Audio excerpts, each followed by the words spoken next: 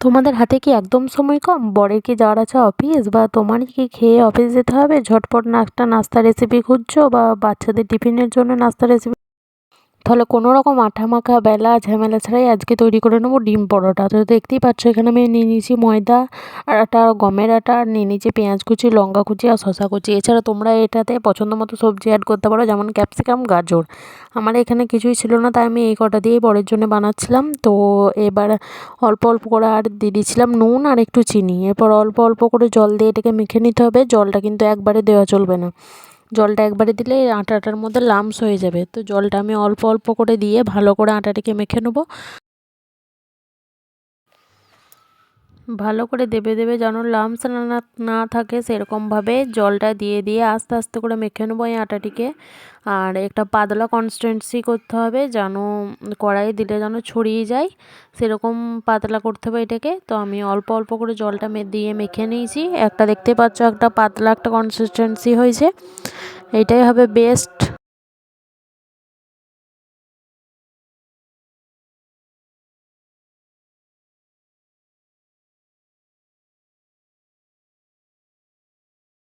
আর এটাকে তাওয়াতে দেবার আগে ভালো করে একবার ঘেটেও নিতে হবে। তো এইদিকে আমি তাওয়া গরম করতে চাপিয়ে দিয়েছি, তাওয়াটা আমি ভালোভাবে গরম করে নেব।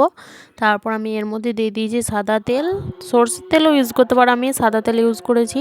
তো এটার মধ্যে ব্যাটারটা দিয়ে ভালো করে কড়ার মধ্যে স্প্রেড করে নেবো। কড়ার মধ্যে ভালো করে গোল করে পাতলা করে ছড়িয়ে নিতে হবে, ঠিক আছে? তবেই খেতে কিন্তু দারুণ লাগবে, আর মচমচ করে ভাজতে হবে এটাকে। তো আমি কড়ার মধ্যে ভালোভাবে ছড়িয়ে দিয়েছি, আর তেলও দিয়েছি। তেল কিন্তু বেশি লাগবে না, অল্পই লাগবে, খেতে কিন্তু প্রচুর টেস্টি হয় আর হেলদিও হয়, যেহেতু বেশি তেল দিয়ে তো ভাজা হয় না এটাকে।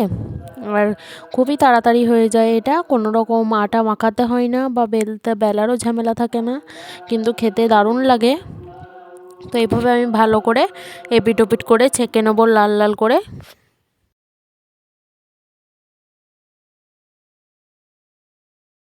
এভাবেই সবগুলো পরোটা ভালো করে ছেঁকে নিয়ে তোমরা সার্ভ করতে পারো। এটা কিন্তু কোনো রকম তরকারি লাগবে না, এটা তোমরা বাচ্চাদেরকে শুধুমাত্র সস দিয়ে সার্ভ করতে পারবে। আর আমিও এখানে সস দিয়ে সার্ভ করেছিলাম এটা।